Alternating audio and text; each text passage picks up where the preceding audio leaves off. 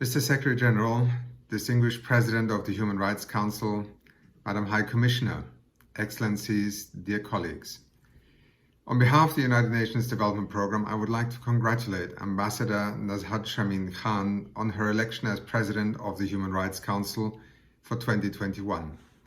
It is a landmark moment, the first time that the presidency of the Human Rights Council is held by a representative of the Pacific Small Island States and of Small Island Developing States. The session takes place as the COVID-19 pandemic leaves a devastating trail of socio-economic effects in its wake.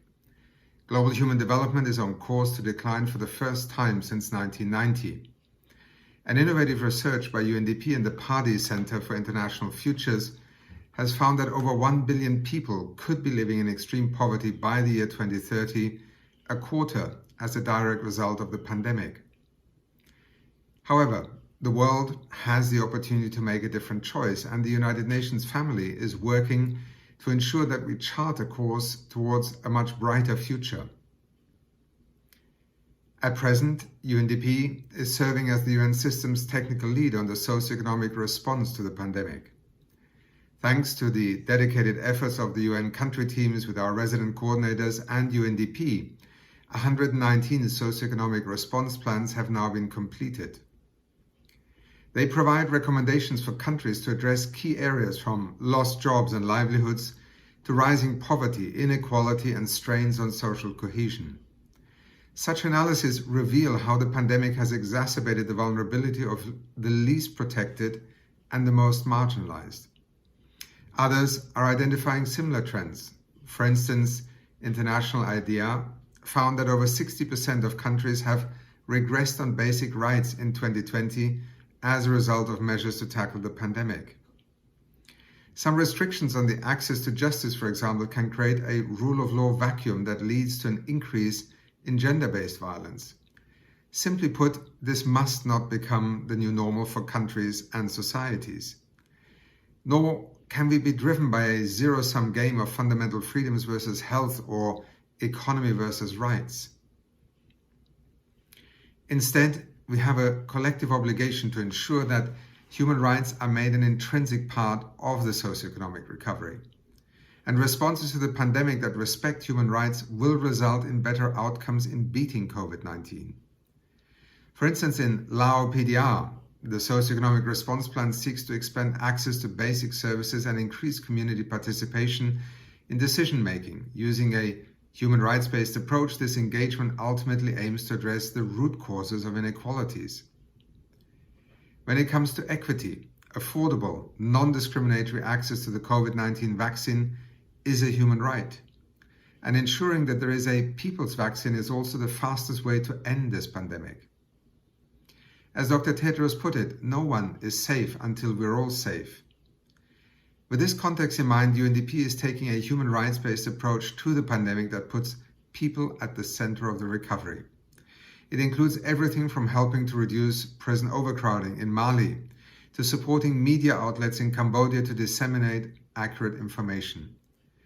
UNDP's engagement also includes support to national human rights institutions. Over 90 of them across the globe have assisted communities during the pandemic. For instance, in the Gambia, UNDP and OHCHR teamed up to help its National Human Rights Institution to roll out a digital case management system. It boosted the availability of services to citizens as the country went into lockdown. Our work is based on the principle of national ownership, and it involves assisting governments to meet their human rights commitments at this crucial moment. It requires close cooperation with members of the UN family, including and especially OHCHR, to offer tailored support.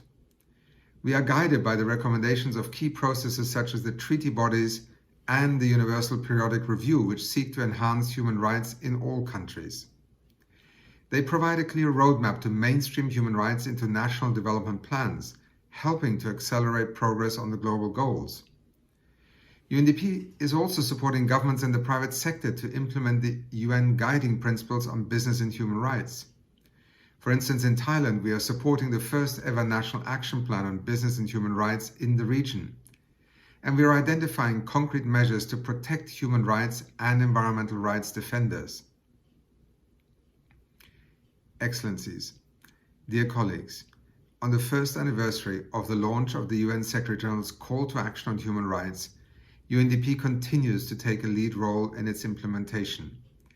This includes working with our partners across the United Nations system to place human rights at the very heart of sustainable development.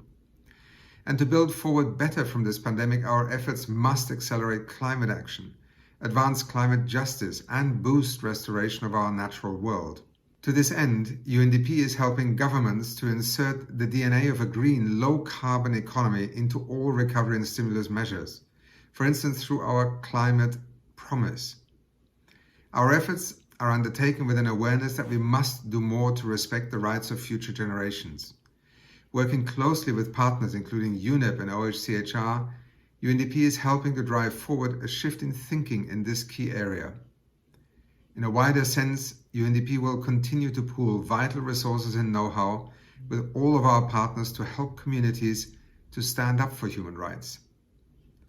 At this watershed moment in history, countries across the globe need to ensure all responses to the pandemic are shaped by a fundamental respect for human rights. Doing so will help us to beat this pandemic as quickly as possible. Thank you.